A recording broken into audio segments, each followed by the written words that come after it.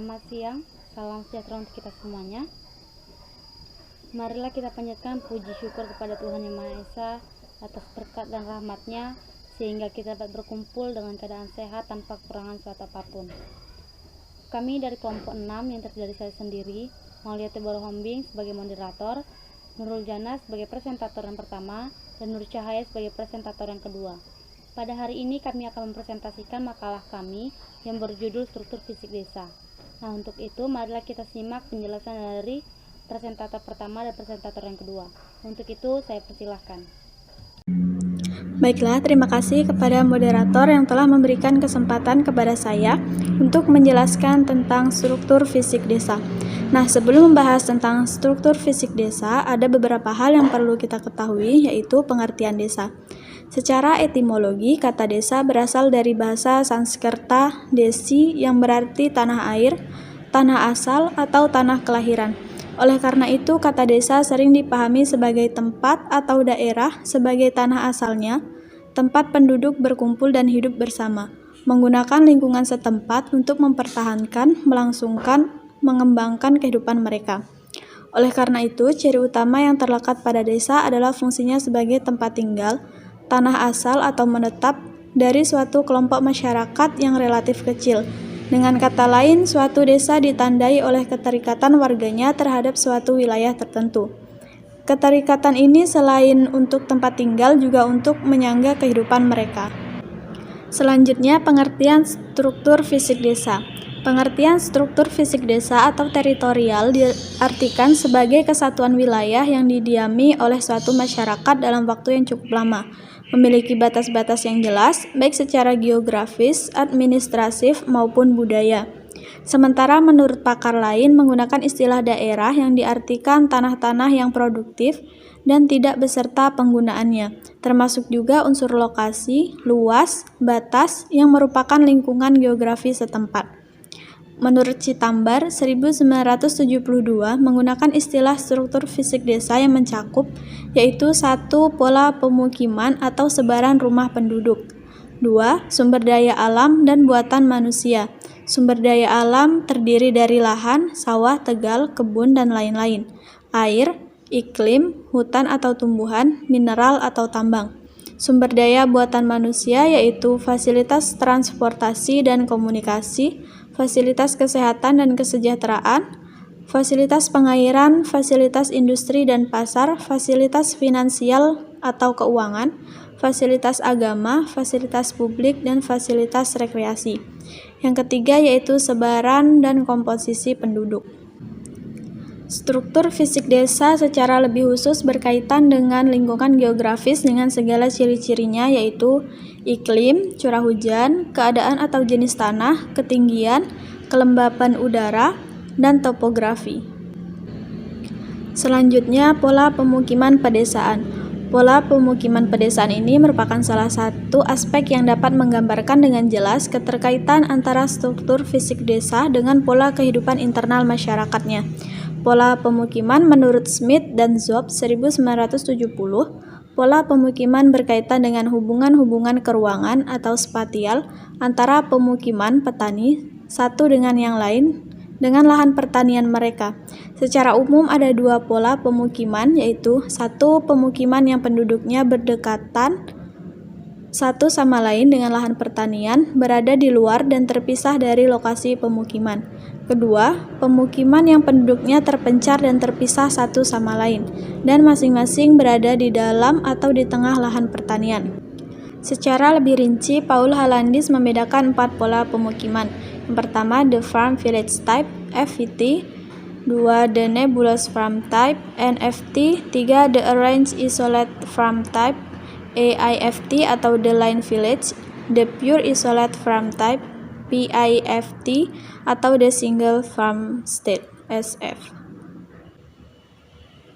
The farm village type, FVP, adalah pola pemukiman di mana penduduk atau petani tinggal bersama-sama dan berdekatan di suatu tempat dengan lahan pertanian berada di luar lokasi pemukiman. Pola ini memiliki karakteristik yang berbeda dengan pola lainnya, antara lain memungkinkan terjadinya hubungan yang intim antara warga atau tetangga, kedekatan dengan berbagai lembaga, Kedekatan teman bermain bagi anak-anak memudahkan terjadinya saling tolong-menolong atau kerjasama antara sesama warga.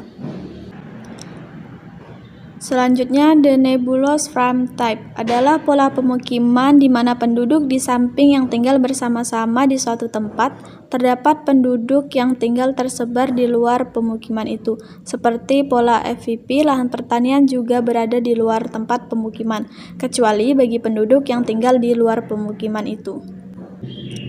The arranged isolate farm type AIFT adalah pola pemukiman di mana penduduk tinggal di sekitar jalan dan masing-masing berada di lahan pertanian mereka, dengan suatu trade center di antara mereka.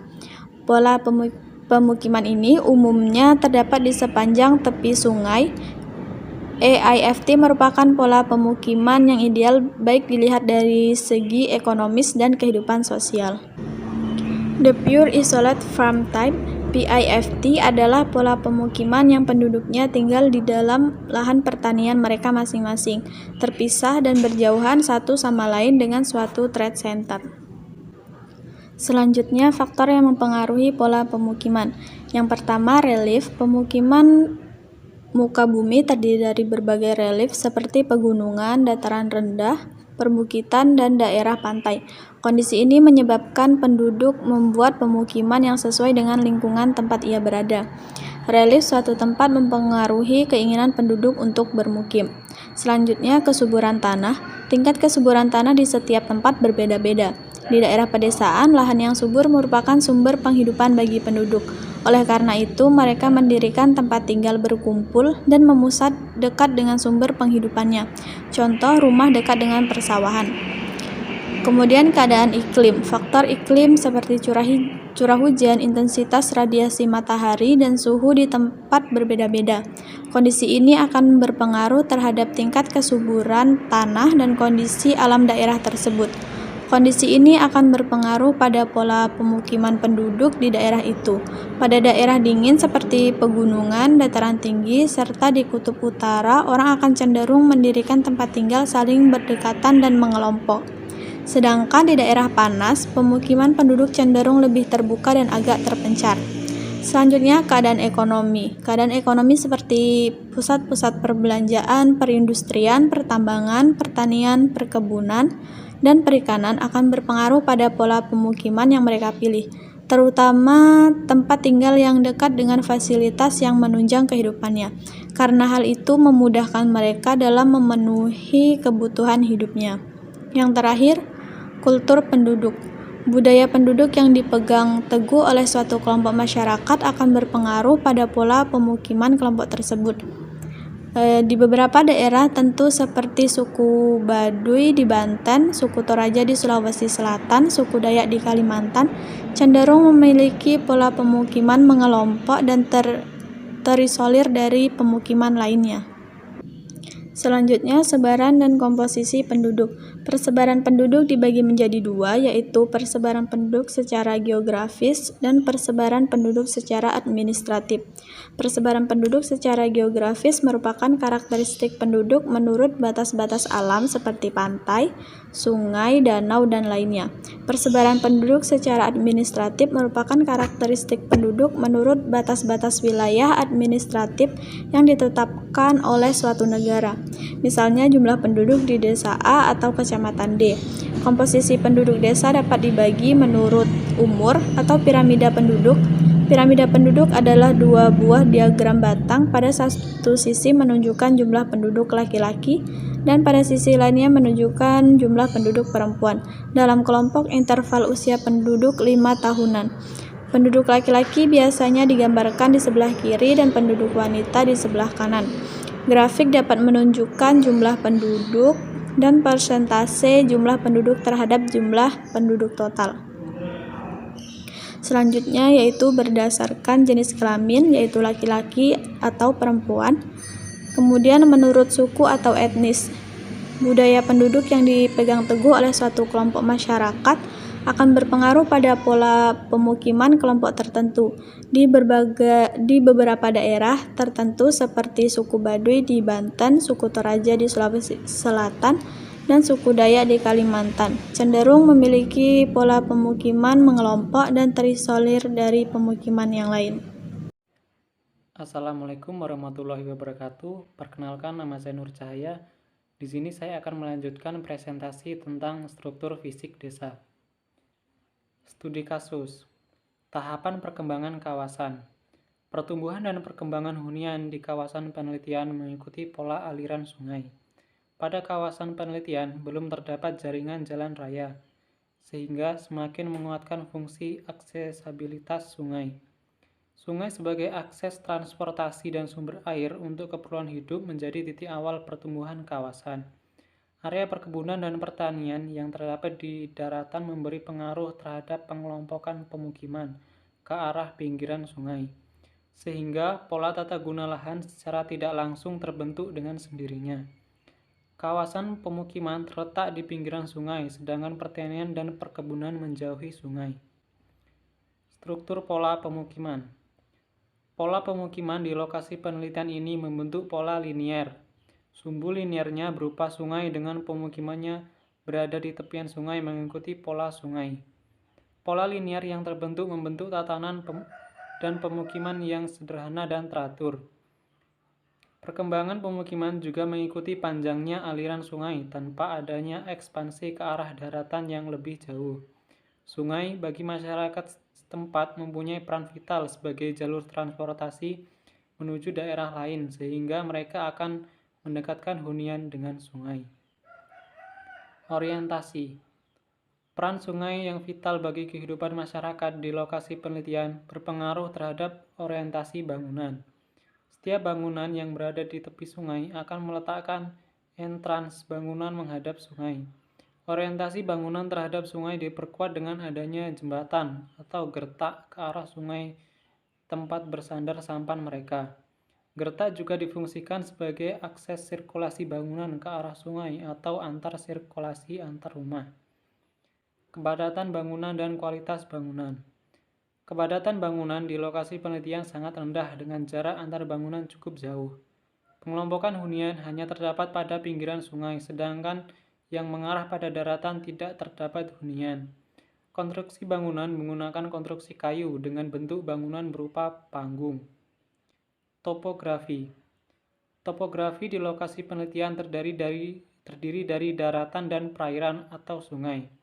Topografi di lokasi penelitian relatif datar sehingga pola pemukiman yang terbentuk lebih teratur. Keteraturan pola pemukiman ini mengikuti pola aliran sungai yang linier. Terima kasih kepada Nur Cahaya atas penjelasannya. Baiklah, sebelum saya menutup presentasi hari ini, izinkan saya untuk menyampaikan kesimpulan. Desa adalah suatu kesatuan hukum di mana bertempat tinggal suatu masyarakat pemerintahan tersendiri, atau desa merupakan perwujudan atau kesatuan geografi, sosial, ekonomi, politik, dan kultur budaya yang terdapat di tempat itu atau suatu daerah, dalam hubungan dan pengaruhnya secara timbal balik dengan daerah lain. Struktur fisik desa atau teritorial diartikan sebagai kesatuan wilayah yang didiami oleh suatu masyarakat dalam waktu yang cukup lama, memiliki batas-batas dan yang jelas, baik secara geografis, administratif, maupun budaya.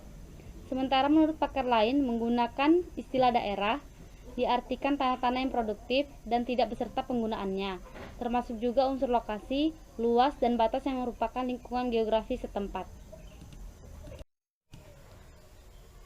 Perubahan yang terjadi di Desa Sepuk Laut sebagai berikut. A. Tahapan perkembangan kawasan penelitian berawal dari pinggiran sungai atau tepian air dan berkembang berikutnya mengikuti sungai sebagai akses transportasi. B. Struktur pola pemukiman kawasan berbentuk linear mengikuti pola sungai yang bermanjang. C. Orientasi bangunan mengarah ke sungai dengan fase bagian depan terdapat gertak yang meletakkan sampan. D. Kepadatan bangunan pada kawasan penelitian rendah dengan jarak bangunan yang cukup jauh antar bangunan saling terhubung melalui jembatan atau gertak. E. Topografi di kawasan penelitian relatif datar sehingga pasang surut air laut berdampak terhadap bentuk rumah, yaitu rumah panggung. Demikianlah presentasi dari kelompok kami. Terima kasih atas perhatian teman-teman semuanya. Apabila ada kesalahan baik perkataan maupun perbuatan, kelompok 6 mohon pamit undur diri. Sekian dari kami, selamat siang.